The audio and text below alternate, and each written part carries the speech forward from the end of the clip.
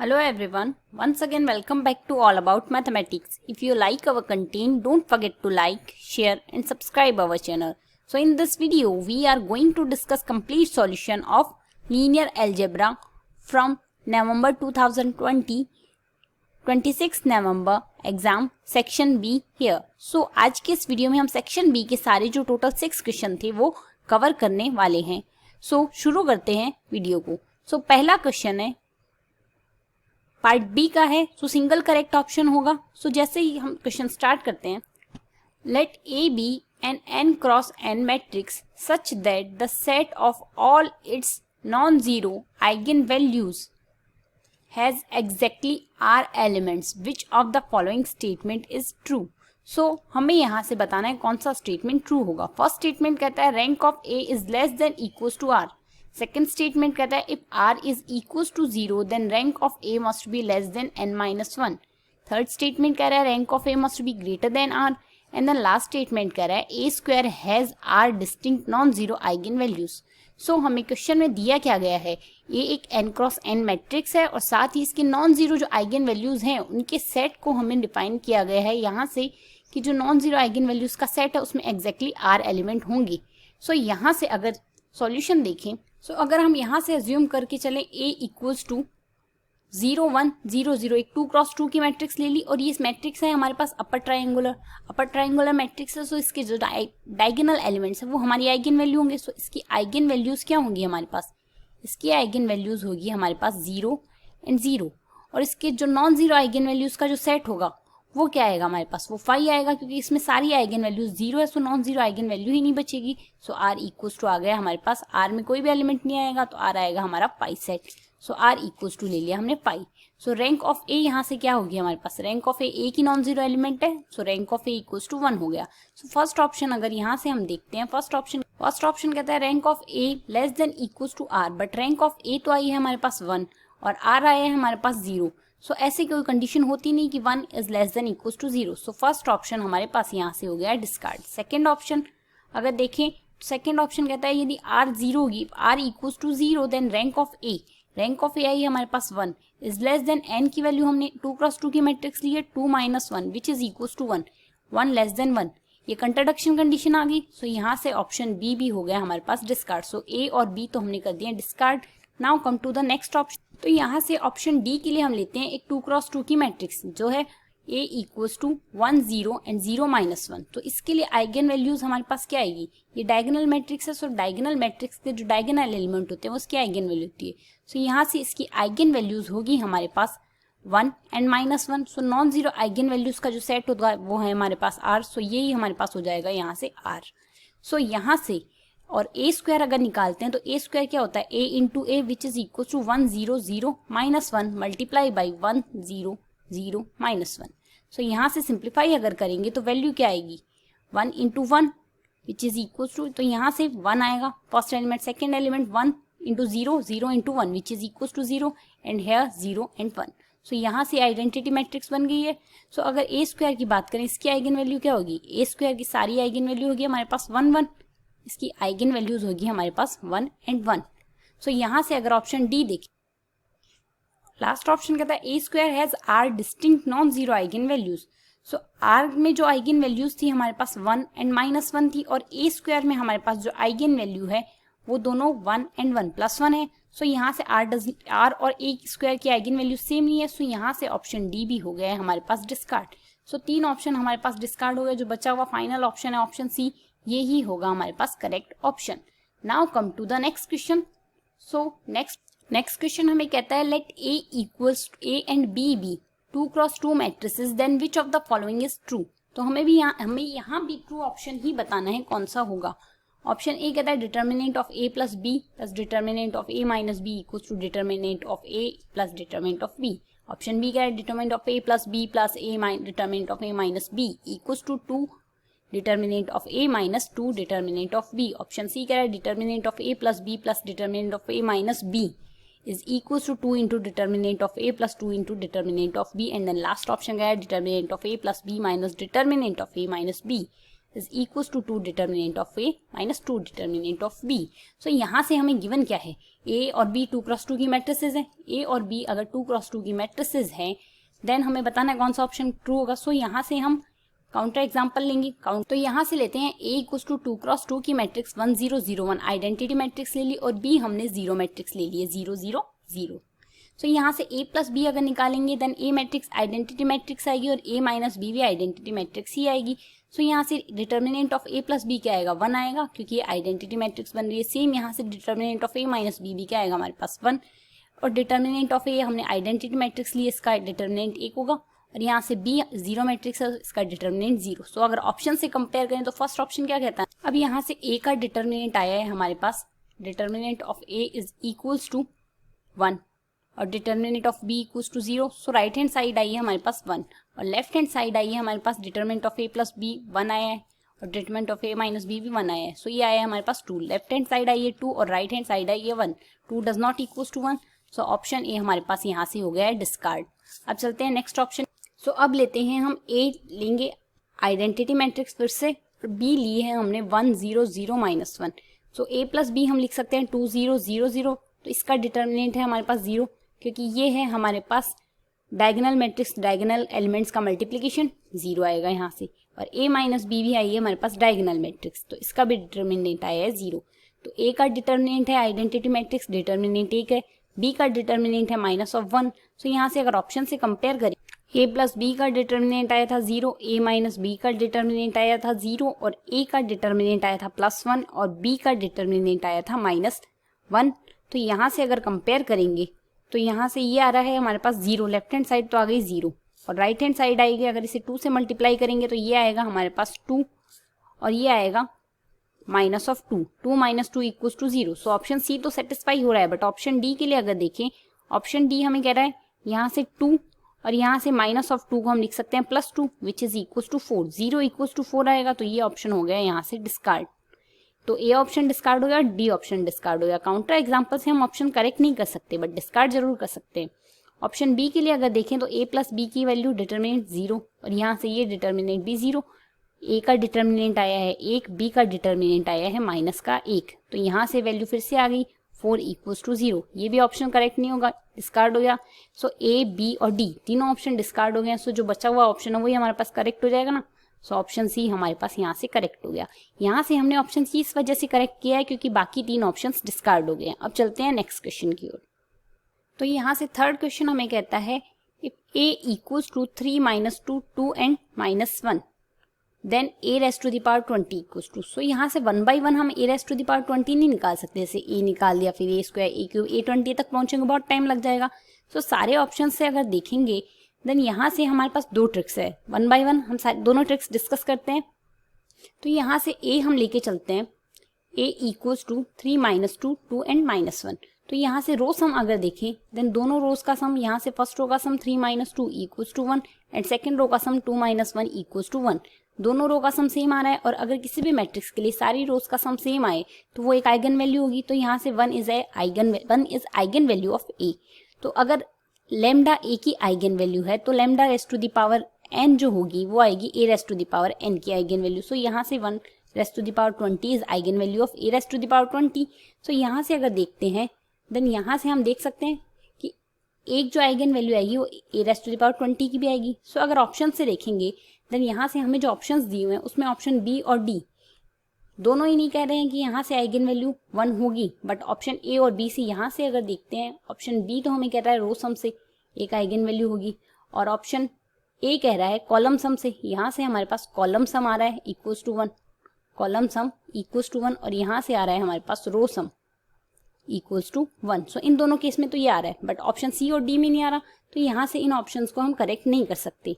But अगर दूसरे method की बात करें तो ए हमें जो दिया हुआ है, यहाँ से हमें ए क्या दिया हुआ है, ए इक्वल्स टू 3 - 2 2 and -1। तो ए स्क्वायर अगर निकालें यहाँ से तो ए स्क्वायर आता है हमारे पास 5 - 4 4 - 3 और इसी तरीके से ए क्यूब निकालोगे देन यहाँ से 7 - 6 6 - 5। तो यहाँ से अल्टरनेटिवली अगर देखें देन ए में अगर देखोगे आप यहाँ से तो यहाँ से फर्स्ट एलिमेंट जो है उसके रेस्पेक्टिव जो नेक्स्ट एलिमेंट आया है A11 के रेस्पेक्टिव A12 जो आया है वो एक डिजिट कम आएगा और नेगेटिव इन साइन आ रहा है। और सेम यहाँ से A22 भी नेगेटिव इन साइन आ रहा है और उसके रेस्पेक्टिव A12 के रेस्पेक्टिव एक नंबर कम आएगा और यहाँ से A12 और A21 दोनों सेम आएंगे बट अपोजिट इन साइन। सो यहाँ से अगर ये कंडीशंस लेके चलते हैं तो अगर ऑप्शन से देखेंगे देन हमारे पास ऑप्शन बचे हैं ऑप्शन ए और बी। ऑप्शन ए और बी से हमें चेक करना है कौन सा ऑप्शन करेक्ट होगा यहाँ से। तो यहाँ से अगर ऑप्शन से देखें देन यहाँ जो A11 आएगा उसके रेस्पेक्टिव A12 आएगा एक नंबर लेस, वो भी नेगेटिव साइन का। सो यहाँ से और A22 भी आएगा नेगेटिव साइन का, ये दोनों एलिमेंट नेगेटिव इन साइन आएंगे। सो अगर ऑप्शन से देखिए सिर्फ ऑप्शन ए में ऐसा हो रहा है जिसमें ये दोनों एलिमेंट नेगेटिव इन साइन आ रहे हैं और इसके रेस्पेक्टिव एक नंबर कम आ रहा है। 41 के रेस्पेक्ट में 40 आ रहा है और 40 के रेस्पेक्ट में यहाँ से 39 आ रहा है और 40 और 40 यहाँ से नंबर सेम है और नेगेटिव इन साइन से। सो यहाँ से हमारे पास कौन सा ऑप्शन करेक्ट हो जाएगा, यहाँ से हमारे पास ऑप्शन बी जो है वो हमारा करेक्ट ऑप्शन हो जाएगा। आप इस तरीके से भी इस क्वेश्चन को कर सकते हैं। अब चलते हैं नेक्स्ट क्वेश्चन की ओर। नेक्स्ट क्वेश्चन हमें कहता है यहाँ से let A and B, A B 2x2 real matrix है जिसकी डिटर्मिनेंट 1 है, ट्रेस है हमारे पास 3। What is the value of trace of A square. So यहाँ से ट्रेस ऑफ ए स्क्वायर निकालने के इस क्वेश्चन को भी करने के दो मेथड है। पहला मेथड तो प्रॉपर मेथड, हम उसी मेथड से चलेंगे, उसके बाद हम काउंटर एग्जांपल से भी देख लेंगे कि कौन सा ऑप्शन करेक्ट होता है। तो यहाँ से अगर देखते हैं डिटर्मिनेंट ऑफ ए 1 दिया और ट्रेस होना चाहिए उसका 3। सो हम जानते हैं कि अगर λ1 और λ2 2x2 मैट्रिक्स है, दो ही आइगन वैल्यू होगी। अगर λ1 और λ2 दो आइगन वैल्यूज है देन डिटर्मिनेंट जो आएगा वो प्रोडक्ट ऑफ आइगन वैल्यूज आएगा, वो आएगा 1। तो यहाँ से अगर देखें λ1 इंटू λ2 इक्वल्स टू 1, तो λ2 can be written as 1 by λ1। Trace of A equals to λ1 plus λ2, trace होता है आइगन वैल्यूज का सम, सो वो आ गया हमारे पास यहाँ से 3। तो यहाँ से λ2 हमने निकाला है 1 by λ1, so λ1 can be written, यहाँ से ये इक्वेशन इसमें रिटर्न कर सकते हैं λ1 plus 1 by λ1 which is equals to 3 आएगा। सो यहाँ से सिंप्लीफाई करेंगे तो λ1 स्क्वायर प्लस 1 इक्वल्स टू 3 λ1 लिखा जा सकता है। सो यहाँ से ये क्वाड्रेटिक इक्वेशन बन गई λ1 में λ1 स्क्वायर माइनस 3 λ प्लस 1। सो अगर कोई भी इक्वेशन क्वाड्रेटिक इक्वेशन उसे हम श्रीधराचार्य मेथड से सॉल्व कर सकते हैं, minus B plus minus root B square minus 4ac by 2a। So यहाँ से λ1 क्या आ गया 3 plus minus root 9 minus 4 by 2 which is equals to 3 plus minus root 5 by 2। So यहाँ से अगर λ1 हमारे पास ये आई है तो λ1 प्लस λ2 हमने पहले लिखा था, λ1 प्लस λ2 इज इक्वल्स टू क्या लिखा है हमने λ1 प्लस λ2 इज इक्वल्स टू, यहाँ से हमने 3 पहले से मेंशन किया है। तो यहाँ से अगर λ1 प्लस λ2 3 है तो उसके रेस्पेक्ट में λ1 अगर हमने निकाल लिया तो λ2 क्या आ जाएगा, यहाँ से λ2 आ गया हमारे पास 3 minus root 5 by 2। So if λ is an eigen value of a then we know that λ raised to the power n is eigen value of a raised to the power n। So eigen value of a square are λ1 square and λ2 square. So λ1 square हमें a square की eigen value निकालनी है तो यहाँ से इसका square कर लो first eigen value का। सेम यही कंसेप्ट लगा के दूसरी आइगन वैल्यू का अगर हम स्क्वायर करेंगे तो यहाँ से सिंप्लीफाई करते हैं तो हमारे पास वैल्यू क्या आती है, यहाँ से हमारे पास वैल्यू आती है, इसे सिंप्लीफाई करते हैं तो यहाँ से trace of A square equals to λ1 square plus λ2 square. So यहाँ से λ1 स्क्वायर और λ2 स्क्वायर सिंप्लीफाई करके हमने रख देनी है। तो यहाँ से plus minus root 6 by 5 cancel हो जाएगा, बाकी 9 प्लस 5 14 आ जाएगा, 14 इंटू 2 बाई 4 यहाँ से कैंसिल आउट करते हैं, ये आएगा 2 और यहाँ से कैंसिल आउट करते हैं 7, तो ओवरऑल वैल्यू आ गई 7। ये आ गया हमारे पास trace of A square. Otherwise हमारे पास दूसरा मेथड भी है। दूसरा मेथड हमें कहता है अगर हम एक काउंटर एग्जाम्पल ले ले जिसकी ट्रेस आ जाए 3 और डिटर्मिनेंट आ जाए हमारे पास गिवन है और डिटर्मिनेंट आ जाए 1, ट्रेस अगर आ जाए 3 और डिटर्मिनेंट आ जाए हमारे पास 1 तो यहाँ से ए आ जाएगी हमारे पास 2 1 1 1। तो ए स्क्वायर यहाँ से इसी के लिए ए स्क्वायर सिंप्लीफाई कर लेते हैं तो ए स्क्वायर ये आ गया और यहाँ से इस काउंटर एग्जांपल से इसका ट्रेस आ रहा है हमारे पास 7। सो अगर बाकी गिवन ऑप्शन से हम कंपेयर करते हैं तो यहाँ से हमारे पास जो भी ऑप्शन इससे मिसमैच हो रहे हैं वो हो जाएंगे डिस्कार्ड। ये नहीं मैच हो रहा, ये भी मैच नहीं हो रहा, एक काउंटर एग्जाम्पल लिया उससे भी नहीं मैच हो रहा, बचा हुआ ये ऑप्शन है। तो यहाँ से ऑप्शन डी जो है हमारे पास 7 ये करेक्ट ऑप्शन आ जाएगा। इसी तरीके से हम चलते हैं नेक्स्ट क्वेश्चन की ओर। नेक्स्ट क्वेश्चन हमें कहता है यहाँ से for A B belongs to R let P X Y equals to A square x1 y1 A B x2 y2 x2 y1 plus A B x1 y2 and b square x2 y2 x equals to x1 x2 and y equals to y1 y2 belongs to r square. For what values of a and b does p r square cross r square to r define an inner product? So यहाँ से 4 option दिए, हमें कौन सा option correct होगा ये बताना है। तो अगर गिवन क्वेश्चंस की बात करें देन यहाँ से यहाँ से पहले हम डेफिनेशन देखते हैं इनर प्रोडक्ट की। If A function f v cross v to r is called inner product of an real vector space V if it is assigned a unique real number xy with each pair of vector xy in V satisfy inner product of xy equals to yx। ये होती है हमारे पास symmetric property x plus Y z equals to xz plus yz, ये linearity property. And alpha into X Y equals to alpha X Y. And यहाँ से non negativity property है inner product of X X is greater than equals to zero and if equals to zero if and only if X equals to zero. So यहाँ से हमें जो P X Y given है, P X Y हमें यहाँ से given है ए square X one Y one plus A B X two Y one plus A B Y two X one and B square X two Y two. तो यहाँ से अगर inner product की properties लगाएं चारों वन बाई वन, तो वो है हमारे पास X Y equals to A square X one Y one plus A B X two Y one. तो यहाँ से एज इट इज हमने ये लिख देना है और यहाँ से अगर इनका ऑर्डर इंटरचेंज कर देते हैं, लाइक एक्स वन की जगह हमने पहले यहाँ से जैसे वाई वन एक्स वन लिख दिया, सेम यहाँ से वाई वन एक्स टू लिख देना है और यहाँ से एक्स वन वाई टू और यहाँ से Y two X two. Interchange करने से भी कोई चेंज नहीं आया, तो X one inner product of X Y equals to inner product of Y X हो गया हमारे पास। सेम इसी तरीके से अगर हम आगे चलें देन यहाँ से हम अगर नेक्स्ट प्रॉपर्टी देखें then alpha X Y equals to यहाँ से A square alpha X one Y one plus A B alpha X two Y one A B Y two alpha X one and B square alpha X two Y two. So अगर यहाँ से देखें alpha हम common ले सकते हैं, सारे elements में है, सो अल्फा कॉमन लेने से सिंप्लीफाई हो गया। अब यहाँ से हमने सिर्फ ये किया है एक्स वन की जगह अल्फा एक्स रिप्लेस कर देना है। लाइक एक्स वन हमें दिया हुआ है, एक्स हमें गिवन है यहाँ से X one and X two को हमने क्वेश्चन में एक्स दिया हुआ है। सो अगर अल्फा एक्स निकालेंगे, अल्फा एक्स क्या आ जाएगा alpha X one and alpha X two. तो यहाँ से सिर्फ हमने ये सिंप्लीफाई किया और बाकी अब एक्स वन की जगह हमने अल्फा एक्स वन रखना है और एक्स टू की जगह अल्फा एक्स टू रखना है। सिंप्लीफाई करने से वैल्यू आ गई, ये भी सेटिस्फाई हो रही है। Similarly we can show that alpha X plus Y Z equals to X Z and Y Z, ये हम शो कर सकते हैं। अगर आप करके देखिएगा और अगर आपसे नहीं हुआ तो आप कमेंट सेक्शन में पूछिएगा, मैं डेफिनेटली अगले वीडियो में इसके बारे में ज़रूर बताऊंगी। अदरवाइज ये प्रॉपर्टी भी आपसे सॉल्व हो जाएगी। देन लास्ट प्रॉपर्टी थी हमारी नॉन नेगेटिविटी। नॉन नेगेटिविटी अगर यहाँ से लगाते हैं X X equals to A square X one plus A B, यहाँ से एक्स वन और एक्स टू, लाइक एक्स हमें गिवन है एक्स वन एक्स टू और वाई हमें गिवन है Y one Y two. So यही हमें एक्स लेना है, तो यहाँ से एक्स वन और एक्स वन वाई की जगह भी अब हमने एक्स ही लेना है, तो एक्स वन एक्स टू ही लेना है।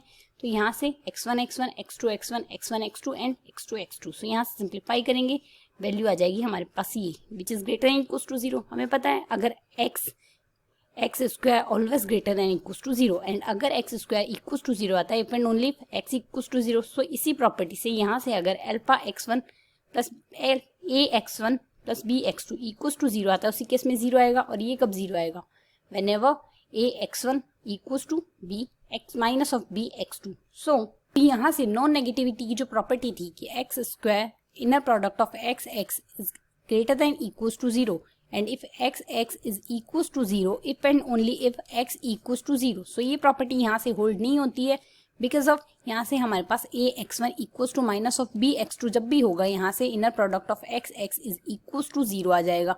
सो यहाँ से इक्वल्स टू 0 वाली कंडीशन तो होल्ड हुई नहीं ना, बिकॉज अब अगर यहाँ से x1 इक्वल्स x1 x2 अगर दोनों ही 0 आ जाते उस केस में ये प्रॉपर्टी होल्ड होती और ये इनर प्रोडक्ट बन जाता। अब यहाँ से ये प्रॉपर्टी आने की वजह से किसी a और b किसी की भी कोई भी वैल्यू हो जाएगी, हमारे पास इनर प्रोडक्ट नहीं बन पाएगा क्योंकि यहाँ से x1 x2 इक्वल्स टू 0 की प्रॉपर्टी होल्ड नहीं हो रही। सो यहाँ से ये इंप्लाई करता है हमारे पास यहाँ से कौन सा ऑप्शन करेक्ट हो जाएगा, यहाँ से हमारे पास ऑप्शन डी करेक्ट हो जाएगा for no values of a and b। तो यहाँ से ऑप्शन डी करेक्ट हो जाएगा। अब चलते हैं अगले क्वेश्चन की ओर जो हमें कहता है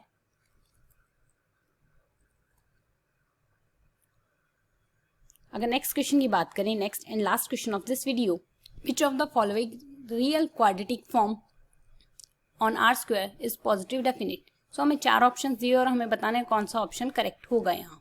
सो two variable quadratic form Q X Y equals to A X square plus B X Y plus C Y square को हम ऐसे लिख सकते हैं एक्स वाई यहाँ से सबसे पहले रो फॉर्म में, रो मैट्रिक्स के रूप में, और यहाँ से a b/2 एंड c, मतलब एक्स स्क्वायर का coefficient a as it is आ गया, वाई स्क्वायर का coefficient c as it is आ गया और एक्स वाई का कोफिशिएंट हाफ हाफ पावर में आ गया यहाँ से into column vector X Y ले लिया है।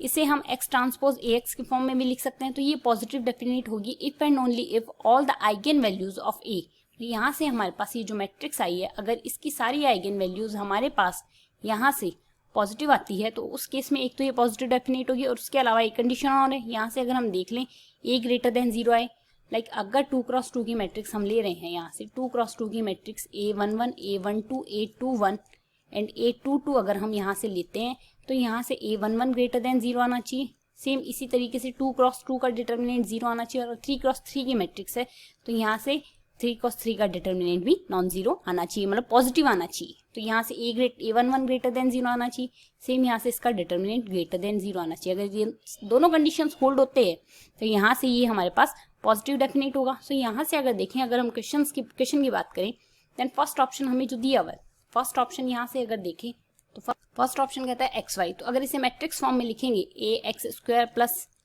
bxy प्लस y² cy², तो इसके लिए हमने मैट्रिक्स लिखी थी ab/2 b/2 and c here. सो यहाँ से इसी फॉर्म में अगर लिखते हैं तो ये मैट्रिक्स क्या बनेगी, a = 0 है, यहाँ से x² का कोई कोफिशिएंट नहीं है, ये 1 की जगह 1/2 आ जाना है, और यहाँ से 0। तो ये मैट्रिक्स अगर देखें देन यहाँ से इसका डिटर्मिनेंट क्या आता है, -1/4, और यहाँ से a11 भी 0 आया है और डिटर्मिनेंट भी लेस देन 0 आया है। तो ये तो हमारे पास पॉजिटिव डेफिनेट होगी नहीं, ऑप्शन ए डिस्कार्ड हो गया। सेम ऑप्शन बी के लिए देखते हैं, मैट्रिक्स फॉर्म में लिखते हैं x² का कोफिशिएंट यहाँ, y² का कोफिशिएंट यहाँ, बाकी जो कोफिशिएंट है उसका हाफ फॉर्म में लिखना है xy के को, यह आएगा। यहाँ से डिटर्मिनेंट देख लो या फिर रो सम देख लो, रो सम क्या आएगा, हाफ, रो सम यहाँ से हाफ, तो हाफ एक आइगन वैल्यू होगी, हाफ एक आइगन वैल्यू होगी, ट्रेस है यहाँ से 2, तो 2 minus half which is equal to 3/2 आएगा। यहाँ से दोनों आइगन वैल्यू पॉजिटिव आई है, पहली आइगन वैल्यू 1/2, दूसरी आइगन वैल्यू 3/2, दोनों ग्रेटर देन 0, ये हो गया हमारे पास पॉजिटिव डेफिनेट। तो ये ऑप्शन करेक्ट हो जाएगा, बाकी ऑप्शंस चेक करने की कोई जरूरत नहीं है, बट स्टिल अगर हम चेक करना चाहें, पार्ट बी का क्वेश्चन है तो सिंगल करेक्ट होगा, बट स्टिल अगर हम चेक करना चाहें तो यहाँ से इसे मैट्रिक्स फॉर्म में कैसे लिखेंगे, x² का कोफिशिएंट यहाँ, y² का कोफिशिएंट यहाँ, एंड देन xy का हाफ पावर में आएगा, तो हाफ फॉर्म में यहाँ आ गया। अब यहाँ से ये है हमारे पास वेल नॉन मैट्रिक्स है, इसकी रो सम 2 है, तो 2 एक आइगन वैल्यू होगी, और यहाँ से ट्रेस आ रहा है हमारे पास इसका 2, तो ट्रेस होता है आइगन वैल्यूज का सम, तो एक आइगन वैल्यू 2 पहले से ही आ गई, दूसरी आइगन वैल्यू 0 आएगी, और अगर इसका डिटर्मिनेंट में निकालते हो 1 - 1 = 0, सो यहाँ से डिटर्मिनेंट 0 आने से ये ऑप्शन भी हो गया डिस्कार्ड। सेम कंडीशन यहाँ से लास्ट ऑप्शन के लिए देखते हैं। लास्ट ऑप्शन के लिए अगर मैट्रिक्स फॉर्म कराएंगे, x² का कोफिशिएंट यहाँ, y² का कोफिशिएंट है नहीं तो 0, और xy का कोफिशिएंट हाफ फॉर्म में यहाँ आ गया। तो यहाँ से अगर देखो तो यहाँ से इसका डिटर्मिनेंट आता है -1/4, नेगेटिव है, तो ये ऑप्शन डिस्कार्ड हो गया। सो यहाँ से ये लास्ट ऑप्शन भी डिस्कार्ड हो गया, सो ऑप्शन बी ही करेक्ट होगा। तो यहाँ से हमने पार्ट बी के सारे क्वेश्चन डिस्कस कर लिए हैं। सो अगर आपको किसी क्वेश्चन में कोई प्रॉब्लम हो सॉल्यूशन में तो आप कमेंट सेक्शन में पूछ सकते हैं, मैं जरूर कोशिश करूंगी उससे सॉल्व करने की। And thanks for watching.